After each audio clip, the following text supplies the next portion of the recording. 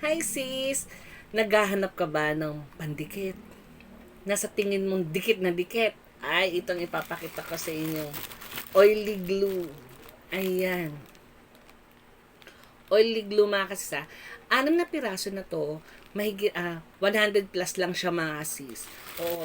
Siyempre, may mga bagay-bagay tayong minsan nasisira, at minsan may binibili tayong pandikit na mahinang kapit, na hindi siya masyadong madikit. Itong sinasabi ko sa inyong oily glue ay legit and effective talaga mga kasis. Nagamit ko na eh. Natanggal yung swelas ng sapatos ko.